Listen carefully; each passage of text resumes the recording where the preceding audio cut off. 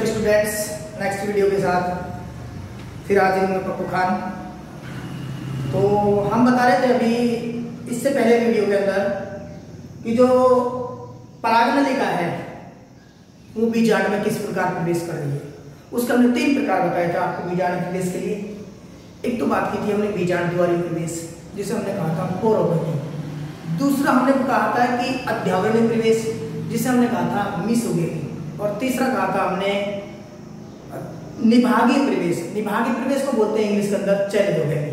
तो 3 प्रकार का प्रवेश था परागनलिका का बीजांड के अंदर प्रवेश। किसके अंदर? बीजांड के अंदर प्रवेश। पोरोगेमी, मीसोगेमी और चैलेडोगेमी।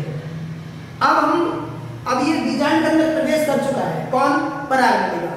परागनलिका जब बीजांड के अंदर प्रवेश कर चुकी होगी तो उसके बाद में बीजांड के अंदर भी एक संरचना पाई जाती है जिसे हम भ्रूणकोश कहते हैं। क्या बोलते हैं? भ्रूणकोश।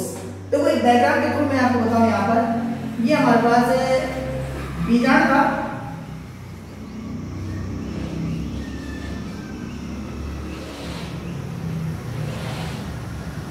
का है अंताध्यावरण और बाह्य अंतरावरण। ठीक, यहां पर हमने बात की थी इस प्रकार। ये हमारे पास एक प्रारूपिक बीजांड की संरचना थी। हमने ये देख लिया था कि जो परागनलिका आ रही है ऊपर से आ रही है, वर्तिकाग्र से आ रही है, वर्तिका को भेजती हुई, वो हमने इस प्रकार प्रवेश देखा उसका।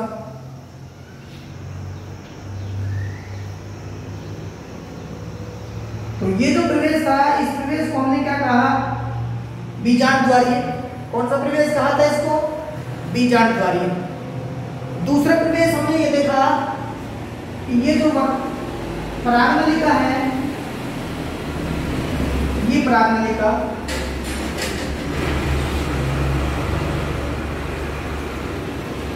अध्यावरण को भेजती हुई, किसको भेजती हुई? अध्यावरण को भेजती हुई। यहां से तो ये बीजांड के बाहर से चल रही है, गति कर रही है, और अब ये अध्यावरण को भेजती हुई कहां पहुंच रही है?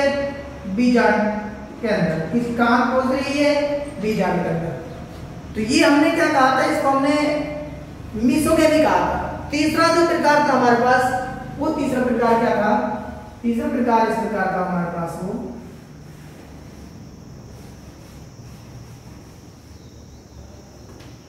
जिसे हमने चैलेडोगेमी कहा था।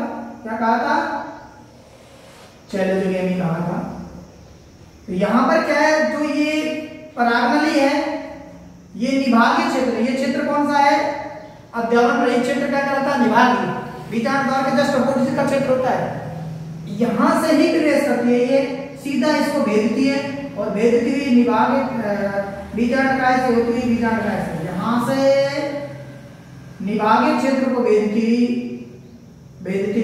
कहां पहुंचती है? बीजांड के अंदर पहुंचती है। कहां पहुंचती है? बीजांड के अंदर। तो 3 प्रकार बताया हमने। सबसे नंबर 1 पोरोगेमी,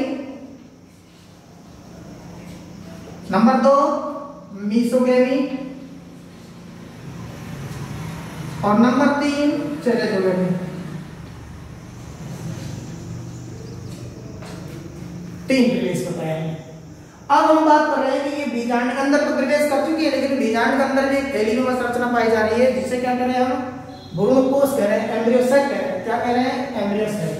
तो यहां हम डिस्कस करेंगे परागनलिका का भ्रूणकोश में प्रवेश, एंट्री ऑफ पॉलिट्यूब इन द एम्ब्रियोसाइट। ये देखेगा। इसके लिए भी 3 प्रकार प्रवेश है। तीन तरीके से, 3 मेथड है इसके, 3 टाइप्स हैं। किस प्रकार जो परागनलिका है भ्रूणकोश के अंदर प्रवेश करेगी, तो उससे पहले हम भ्रूणकोश में प्रवेश से पहले हम भ्रूणकोश की संरचना या एम्ब्रियोसाइट की संरचना को जानना जरूरी होता है। ये एम्ब्रियोसाइट, अब इसको हम एनलार्ज करके बता रहे हैं, जूम करके बता रहे हैं इसको। ये अंदर की जो संरचना है, इसको, ये जो संरचना हमारे पास, ये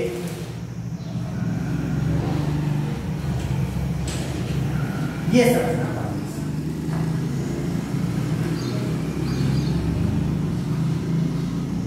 ये संरचना किसकी संरचना है? ये भ्रूणकोश की, भ्रूणकोश की संरचना,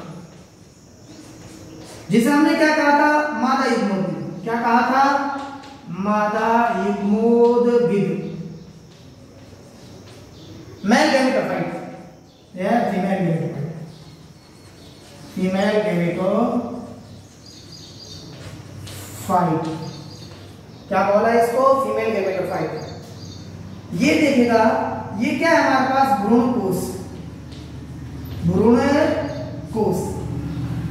ये जो 3 कोशिकाएं हैं एकमित केंद्रक युक्त, इन्हें हम कहते हैं अंड समुच्च कोशिकाएं, अंड समुच्च कोशिकाएं। एग एपरेटस बोलते हैं इसको, क्या बोलते हैं इनको? एग एपरेटस, एग एपरेटस बोलते हैं, एग एपरेटस, अंड समुच्च। ये हमारे पास है सेकेंडरी न्यूक्लियस सेल। और ये जो हमारे पास है, ये जो 3 कोशिकाओं का समूह है, इन्हें कहते हैं प्रतिमुखी कोशिकाएं, प्रतिमुखी कोशिकाएं, एंटीपोडल सेल्स,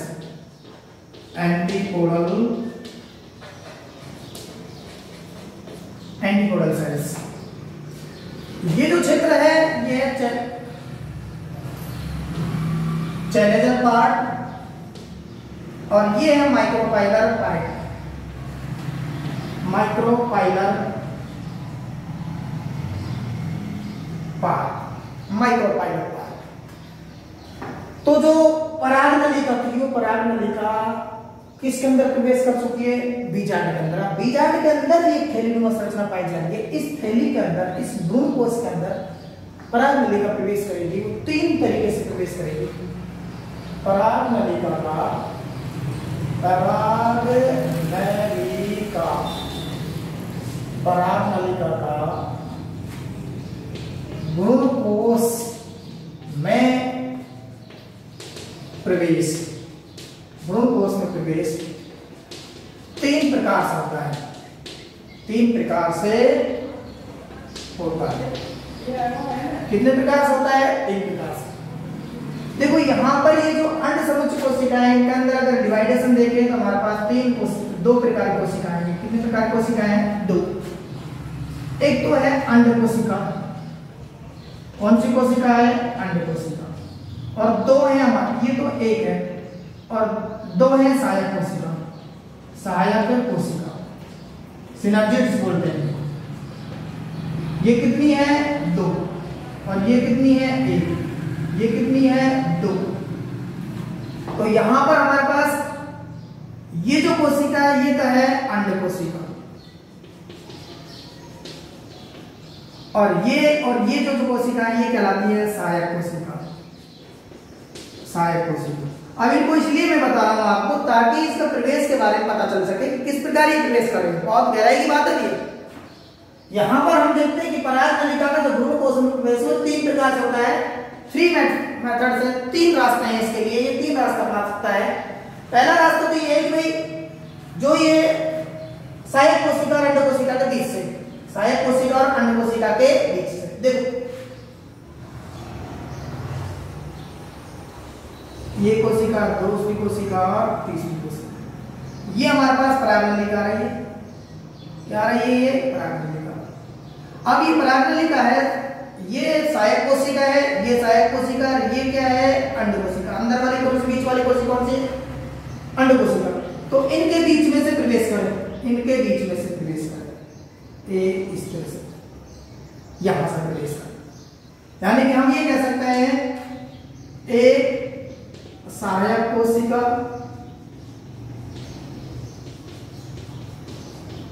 एवं अंड कोशिका के मध्य से प्रवेश,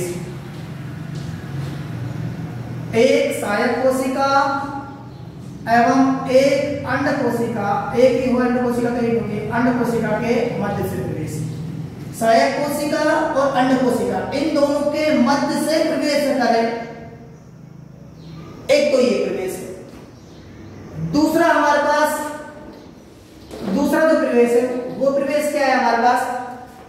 प्रवेश ये है कि सहायक कोशिका और भ्रूण कोश भित्ति, देखिए कैसे,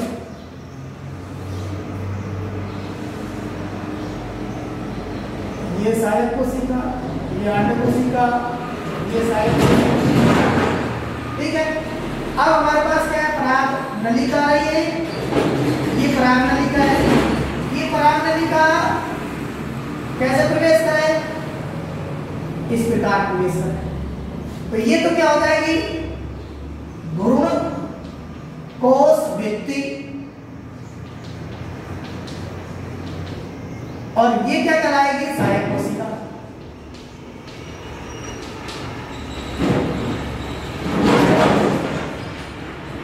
तो यहां पर क्या होता है, भ्रूण कोश भित्ति व सहायक कोशिका के मध्य से, इससे दूसरा स्टेप क्या है हमारे पास, दूसरा तरीका क्या है यहाँ पर कि भ्रूण कोश भित्ति है, ये भ्रूण कोश भित्ति है, ये भ्रूण कोश भित्ति, और ये क्या हमारे पास, सहायक कोशिका। तो इन सहायक कोशिका, भ्रूण कोश भित्ति और सहायक कोशिका के बीच में से प्रवेश करें, ये प्रवेश। तो ये जो प्रवेश है यहाँ पर, ये दूसरा प्रकार का प्रवेश है। अब तीसरा प्रकार का प्रवेश क्या है, मान लें सहायक कोशिका को भेज दे, किसी भी सहायक कोशिका को भेज देती हुई, तो तीसरा जो है हमारे पास जो प्रकार है प्रवेश का, सहायक कोशिका को, सहायक कोशिका को भेजती हुई, सहायक कोशिका को भेजती हुई। अब इसमें क्या होता है, ये हमारे पास सहायक कोशिका, ये अंड कोशिका, ये सहायक कोशिका, पराग नलिका है, ये पराग नलिका है, और पराग नलिका आकर किसी भी सहायक कोशिका को भेजती हुई, यहां पर भेजती हुई ये चली गई। तो यहां सहायक कोशिका को भेज रही है, सहायक कोशिका को क्या कर रही है, कोशिका को भेजती हुई, ठीक। यहां पर क्या है, भ्रूण कोश भित्ति और सहायक कोशिका के मध्य से, और इधर देखते हैं हम, तो यहां पर सहायक कोशिका और अंड कोशिका के मध्य से प्रवेश। अगेन रिपीट कर रहा हूं स्टूडेंट्स, दोस्तों, कि भाई जो पराग नलिका होती है वो भ्रूण कोश के मध्य में प्रवेश, भ्रूण कोश में जो प्रवेश कर रही है वो तीन तरीके से कर रही है। पहला प्रवेश क्या है कि सहायक कोशिका और अंड कोशिका के मध्य से प्रवेश करे। दूसरा प्रवेश क्या है कि भ्रूण कोश भित्ति और सहायक कोशिका के मध्य से प्रवेश करे। और तीसरा जो प्रवेश है वो क्या है, सहायक कोशिका को भेजती हुई। किस कोशिका को, सहायक कोशिका को भेजती हुई।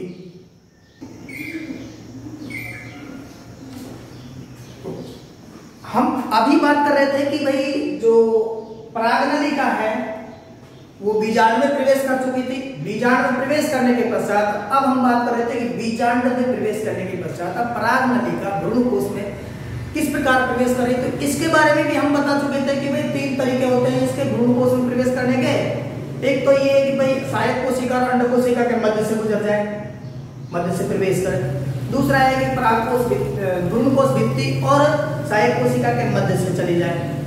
तीसरा है कि भाई किसी भी सहायक कोशिका को भेजती हुई चली जाए। इस प्रकार ये अब क्या है, जो पराग नलिका है दो केंद्रक नरयुग्मक केंद्रकों को लेकर किसमें प्रवेश कर जाती है, भ्रूण कोश के अंदर प्रवेश कर जाती है। और भ्रूण कोश के अंदर प्रवेश करने के पश्चात ये पराग नलिका अंदर जाकर फटती है, रैप्चर होती है, और फटने के पश्चात दो केंद्रक मुक्त करती है, दो नरयुग्मक केंद्रक मुक्त करती है, जिन्हें प्राथमिक नरयुग्मक केंद्रक और द्वितीयक नरयुग्मक केंद्रक कहा जाता है। प्राथमिक नरयुग्मक केंद्रक और द्वितीयक नरयुग्मक केंद्रक कहा जाता है। ये दोनों केंद्रक भ्रूण कोश में उपस्थित अंड कोशिका और द्वितीयक केंद्रक कोशिका से संयोग करते हैं, और संयोग करने के पश्चात अंड कोशिका से संयोग करने के पश्चात भ्रूण और बीज का निर्माण करते हैं, जबकि द्वितीयक केंद्रक कोशिका से संयोग करने के पश्चात ये भ्रूण कोश का निर्माण करते हैं। तो नेक्स्ट जो पढ़ेंगे हम बात करेंगे, यहाँ पर हम बात करेंगे दोहरा निषेचन। दोहरा निषेचन एवं त्रिक संलयन।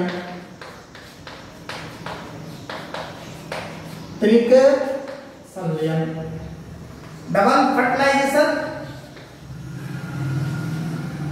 Double fertilization and triple fusion.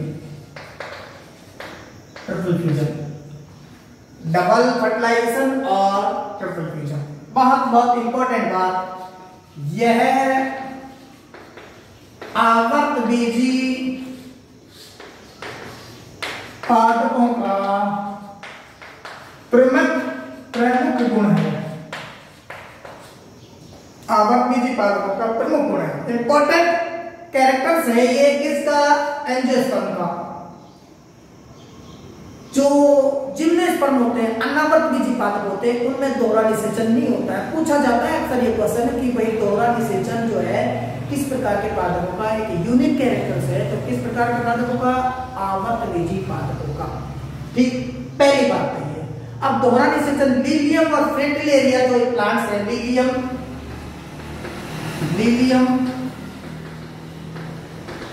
एवं फ्रेटिलेरिया पादपों में इसको ऑब्जर्व किया है, दोहरा निषेचन प्रक्रिया को किसने किया, नवास्टिन नामक एक वैज्ञानिक हुआ है। नवास्टिन नामक वैज्ञानिक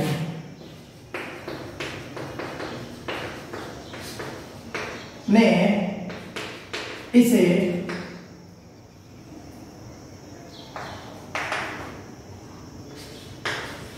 देखा या अध्ययन किया।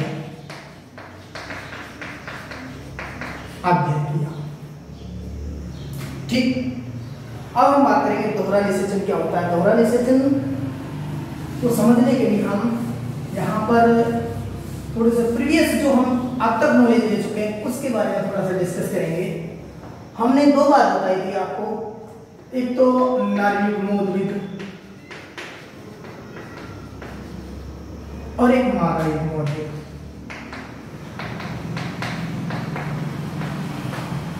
नरयुग्मोद्भिद और मादा युग्मोद्भिद। नरयुग्मोद्भिद जो थे उसमें क्या होता है, अंकुरित परागकण को कहा गया था, अंकुरित परागकण। अंकुरित परागकण इसे कहा गया अंकुरित परागकण। और यहां पर मादा युग्मोद्भिद को क्या कहा था हमने, भ्रूणकोश। भ्रूणकोश क्या कहा था, भ्रूणकोश।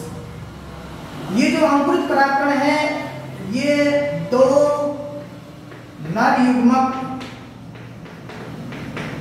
केंद्रक युक्त संरचना है। दो नर युग्मक केंद्रक युक्त संरचना है, जबकि भ्रूणकोश जो है ये 7 कोशिकीय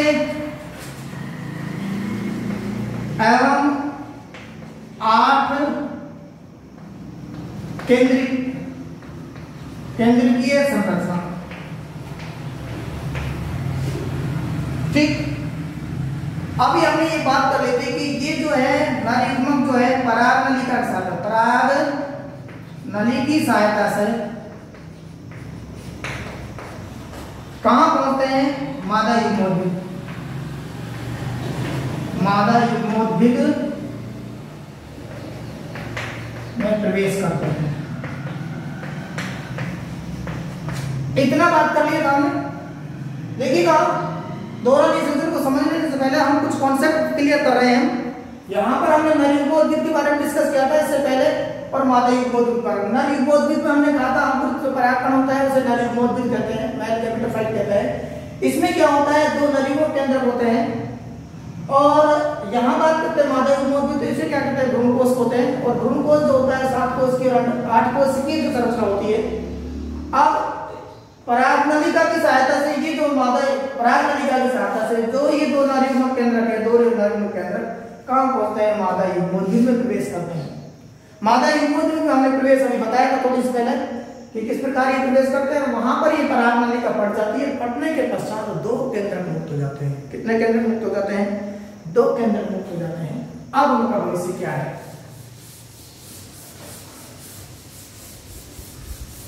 यहां देखिएगा 2 केंद्रक मुक्त हो रहे हैं, तो जो दोहरा निषेचन की प्रक्रिया होती है इसमें प्रथम नर युग्मक और द्वितीय नर युग्मक केंद्र गुणसूत्रों के यहाँ पर कैसे होते हैं? हैप्लॉइड कैसे होता है? एगुणित होता है। कैसे होता है? एगुणित होता है। और सूत्री बार में गुणसूत्र बनते हैं एगुणित होते हैं। अब यहाँ पर क्या होता है? एक नर युग्मक केंद्र जो होता है, एक नर युग्मक केंद्र के वो संयोग करता है किससे? मादा युग्मोद्भिद की अंडकोशिका से। मादा युग्मोद्भिद की अंडकोशिका। और ये गुणसूत्र ग्रसिस कैसे होती है? एगुणित होती है। कैसे होती है? एगुणित हैप्लॉइड। ठीक। और जो दूसरा नरयुग्मक केंद्रक है, द्वितीय नरयुग्मक केंद्रक है, वो किससे संयोग करता है? मादा युग्मोद्भिद की द्वितीय केंद्रीय कोशिका। द्वितीय केंद्र कोशिका, द्वितीय केंद्रीय कोशिका। ये कैसे होती है गुणसूत्र की दृष्टि से? ये होती है 2n, द्विगुणित होती है। कैसे होती है? द्विगुणित होती है, क्योंकि इसके अंदर केंद्र कितने होते हैं? 2। कोशिका एक है लेकिन केंद्र कितने होते हैं? 2। दोनों केंद्र कहाँ से आ रहे थे? एक तो अंडद्वारी क्षेत्र से आ रहा था, एक बीजांडद्वारी क्षेत्र से, तो निभागी क्षेत्र से आ रहा था। प्रतिमुखी कोशिकाओं से और अंडसंच कोशिकाओं की तरफ से, दोनों तरफ से क्या है? 2 केंद्र मिलकर क्या है? एक कैसी कोशिका बनाते हैं? द्वितीय केंद्रीय कोशिका, जो कि गुणसूत्र की व्याख्या कैसे होती है? 2 होती है। अब देखना है यहाँ पर ये जो हमारे पास है, ये प्रथम निषेचन। प्रथम निषेचन कौन सा निषेचन है? ये प्रथम निषेचन। प्रथम निषेचन के दौरान क्या होता है? प्रथम नर युग्मक केंद्र जो होता है मादा युग्मोद्भिद की अंडकोशिका से संयोग करता है, और संयोग करने के बाद पश्चात क्या बनाता है? युग्मनज। क्या बनाता है? युग्मनज 2n, द्विगुणित संरचना बनाता है। और ये युग्मनज आगे चलकर किसमें विकसित होता है? भ्रूण में 2n। और भ्रूण किसमें बदलता है? बीज। किसमें बदलता है? बीज में, द्विगुणित बीज के अंदर। तो यहाँ पर प्रथम निषेचन के फलस्वरूप प्रथम नर युग्मक केंद्र मादा युग्मोद्भिद की अंडकोशिका संयोग करके युग्मनज का निर्माण करता है, जो कि आगे चलकर भ्रूण एवं बीज में विकसित होता है। एक निषेचन तो ये हो गया। अब दूसरा निषेचन, द्वितीय नर युग्मक केंद्र जो कि परागनलिका की सहायता से भ्रूण कोश के अंदर छोड़ा गया है, वो क्या करेगा? वो आगे चलकर आप किससे संयोग करेगा? मादा युग्मोद्भिद की द्वितीय केंद्र कोशिका से संयोग करेगा। द्वितीय केंद्र कोशिका से संयोग करने के पश्चात ये त्रिगुणित केंद्रक का निर्माण करेगा। किसका निर्माण करेगा? त्रिगुणित केंद्रक का। त्रिगुणित भ्रूण कोश केंद्र, त्रिगुणित भ्रूण कोश केंद्र का निर्माण करता है। इसकी प्लॉइडी क्या है? 3n, क्योंकि ये हमारे पास 2n और ये n और 2n दोनों मिलेंगे तो क्या बनाएंगे? 3n बनाएंगे। और 3n मिलकर क्या बना रहे? त्रिगुणित भ्रूण कोश केंद्र बना रहे। और ये त्रिगुणित भ्रूण कोश आगे चलकर किसका निर्माण करता है? भ्रूण कोश का। किसका निर्माण करता है? भ्रूण कोश का। इसको बोलते हैं एंडोस्पर्म। और ये जो भ्रूण कोश होता है ये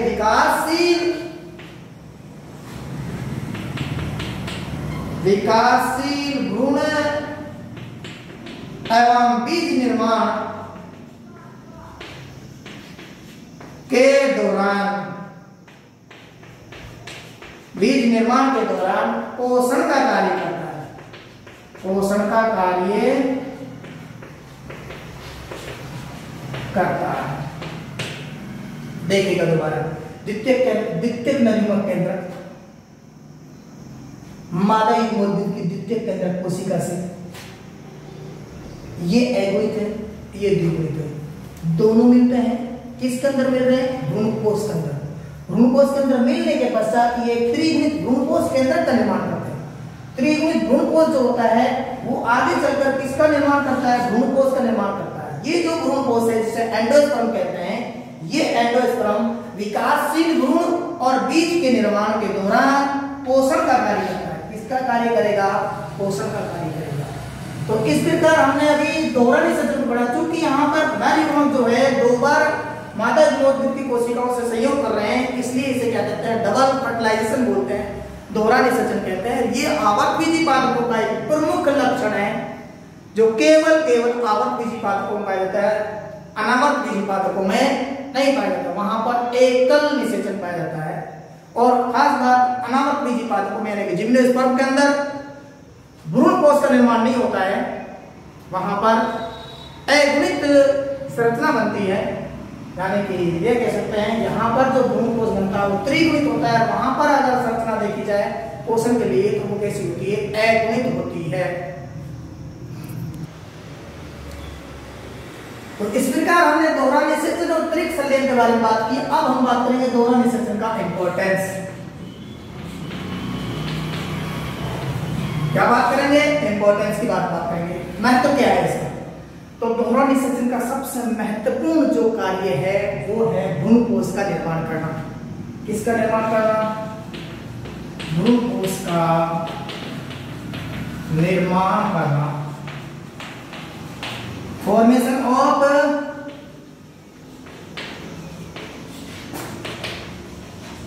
एंडोस्पर्म।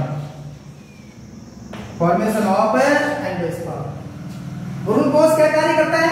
पोषण का कार्य। क्या कार्य करता है? पोषण का कार्य।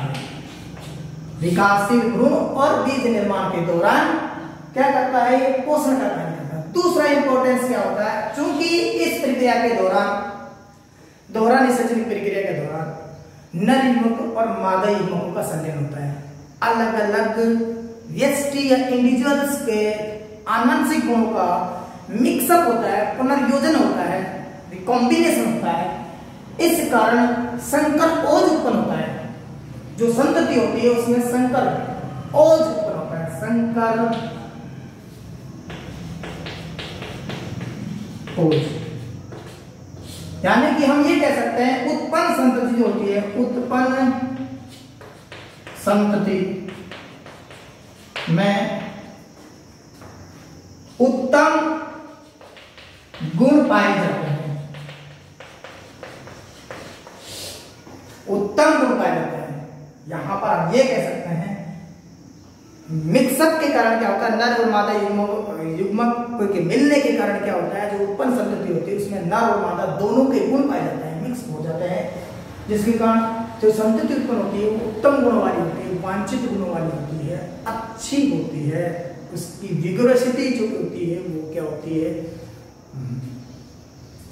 उत्तम होती है एक तरह से। तो ये हमने अभी आपको डिस्कस किया। किसके लिए? दोहरा निषेचन का महत्व। पहला भ्रूणकोश का निर्माण, दूसरा क्या है? जो उत्पन्न संतति होती है वो कैसी होती है? उत्तम गुण वाली होती है, विभिन्नताएं युक्त होती है। विभिन्नताएं युक्त होती है। विभिन्नताएं आगे चलकर क्या करती है? जैव विकास में योगदान देती है, नई जाति के निर्माण में योगदान देती है। तो इस प्रकार हमारे पास ये दोहरा निषेचन का महत्व हुआ। निषेचन की जो घटना होती है उसका टाइमिंग अगर देखा जाए तो 2 से 25 घंटे का हो सकता है। निषेचन टाइम, निषेचन काल क्या हो सकता है? 2 से 25 घंटे। कितना हो सकता है? 2 से 25 घंटे का हो सकता है। ओके फ्रेंड्स, स्टूडेंट्स, के अंदर आज इतना ही। नेक्स्ट वीडियो के अंदर हम बात करेंगे भ्रूण कोष के प्रकार, भ्रूण कोष के प्रकार और भ्रूण का परिवर्तन और भ्रूणोद्भव, एम्ब्रियोजेनेसिस, फॉर्मेशन ऑफ एम्ब्रियो और या फिर एम्ब्रियोजेनेसिस, इसके बारे में डिस्कस करेंगे। तो कमेंट बॉक्स में वीडियो से संबंधित, मटेरियल से संबंधित जो पढ़ाया जा रहा है उसमें कोई कमी हो, आपको लगता है कोई कॉन्सेप्ट क्लियर नहीं हो पा रहा है, उस कॉन्सेप्ट को आप कमेंट बॉक्स में लिख सकते हैं। हम उस अगले वीडियो में उसको एक्सप्लेन कर देंगे दोबारा से। और इस वीडियो को जितना अधिक से अधिक हो सके लाइक करें, शेयर करें और सब्सक्राइब करें चैनल को। ये आपसे हम्बल रिक्वेस्ट है दोस्तों, ठीक है।